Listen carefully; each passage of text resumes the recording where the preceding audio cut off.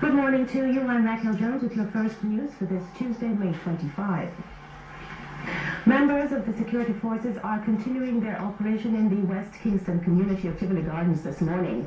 In a massive show of force, thousands of Army personnel, backed by air support, entered the West Kingston enclave yesterday to execute the extradition warrant on West Kingston strongman Christopher Dudus Coke and to restore order in the area after armed thugs barricaded themselves in the community.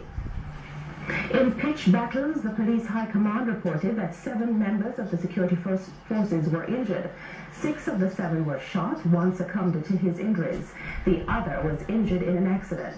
There are unconfirmed reports that a significant number of gunmen have been killed. It's reported that the soldiers have but tightened their grip on Tivoli Gardens and have been going door to door to flush out gunmen in the community.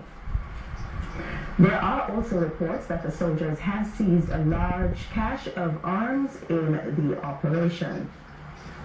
The High Command says the security forces are resolute in bringing the area to stability so that law-abiding citizens of Western Kingston and its environs can get on with their lives in peace.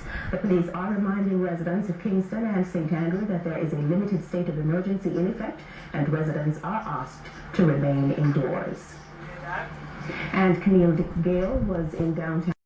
It was clear the activities inside the West Kingston community were about to heat up as Army and police personnel got ready to move into Tivoli Gardens.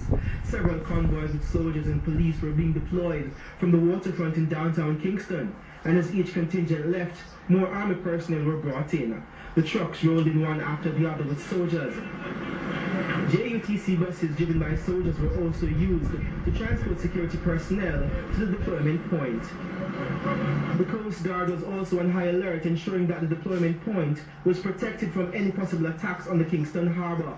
The police sealed off Harbour Street, and any vehicle or civilian who ventured close to the deployment point was treated with the utmost scrutiny. As our news team drove through downtown Kingston, the deserted streets and sporadic sounds of gunfire and the occasional explosion painted a grim picture of what was taking place in Tivoli Gardens.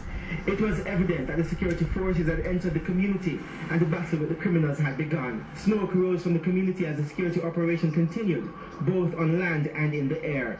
Our news team could not get into Tivoli Gardens, but our news center received numerous calls, mostly from women, claiming to be in Tivoli Gardens and Denham Town, who said their houses were being bombed by the security forces.